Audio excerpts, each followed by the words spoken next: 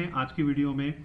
अगर आप किसी ऑर्गेनाइजेशन को चला रहे हैं, किसी कंपनी को चला रहे हैं, उसमें अगर आप चाहते हैं कि आप अपने एम्प्लॉयज़ की अटेंडेंस को मेंटेन कर पाएँ, कौन कौन किस दिन आया है, कौन कौन किस दिन नहीं आया है, उनको मेंटेन कर पाए, और साथ ही साथ अगर आप चाहते हैं ये देखना कि उनको पर्टिकुलर कितनी सैलरी मिलेगी, तो देखते हैं इस वीडियो में दोस्तों।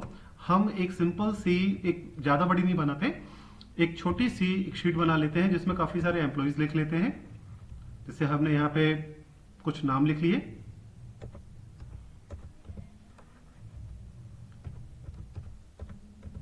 कुछ भी हमने यहाँ पे पी को हमने मान लिया प्रेजेंट, और ए को मान लेते हैं हम एब्सेंट।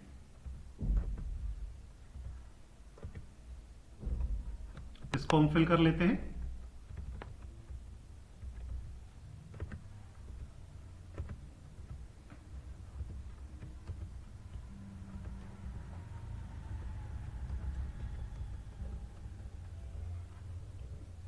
बाकी कॉपी पेस्ट कर लेते हैं।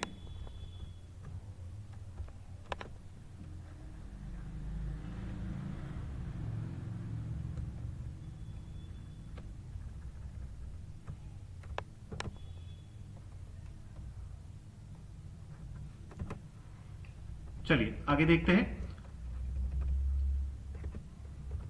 हम यहां लिख देते हैं एब्सेंट, प्रेजेंट। अच्छा, तो मेन चीज ये है, हम यहां पे दो चीजें फाइंड आउट करेंगे, दो चीजें ट्राई करेंगे, कोशिश करेंगे। एक तो हम यहां पे कोशिश करेंगे कि शीट भी बन जाए और ऊपर से कुछ फॉर्मूले भी यूज हो जाए। फॉर्मूले कैसे यूज हो जाए? जैसे हमारे पास एक्सेल में कुछ फॉर्मूले हैं, जैसे हम पहले यूज करते हैं काउंट।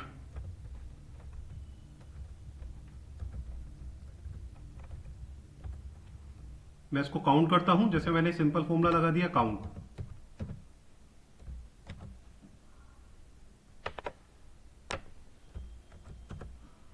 यहां पे क्या हुआ, मैंने इसको काउंट किया तो इसने मुझे बता दिया कि ये टोटल नंबर ऑफ 4 है।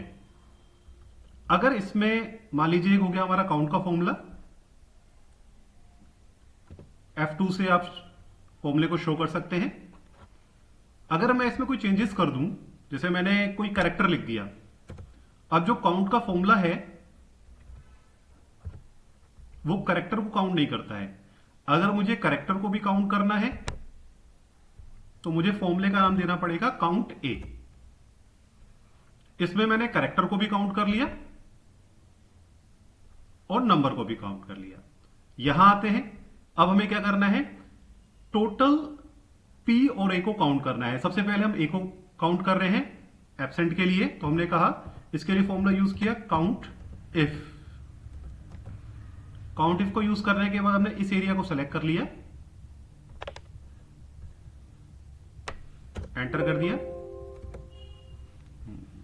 काउंट इफ को यूज करने के बाद यहां पे हमने कॉमा लगाया और एब्सेंट के लिए ए डिनोट कर दिया, देन एंटर। ऐसे ही हमने प्रेजेंट के लिए काउंट इफ का फॉर्मूला लगाया, रेंज को सेलेक्ट किया,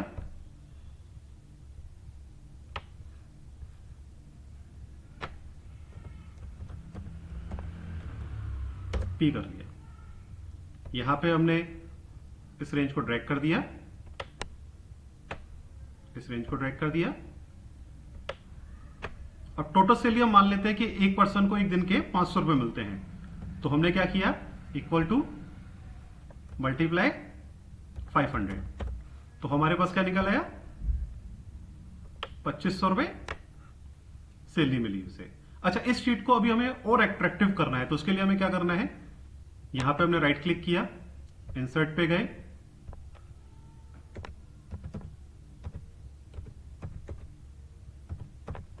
शीट का नाम दे दिया अटेंडेंस शीट।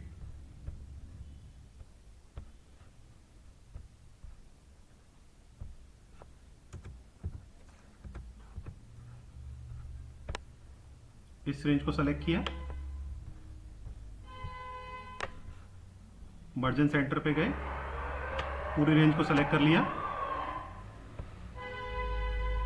यहां से हमने ऑल बॉर्डर दे दिया, इस रेंज को हमने कोई सा भी कर लिया। ये हमारी शीट तैयार। तो दोस्तों, अगर आपको किसी भी तरह की कोई शीट्स बनानी है अपने व्यापार के लिए, तो आप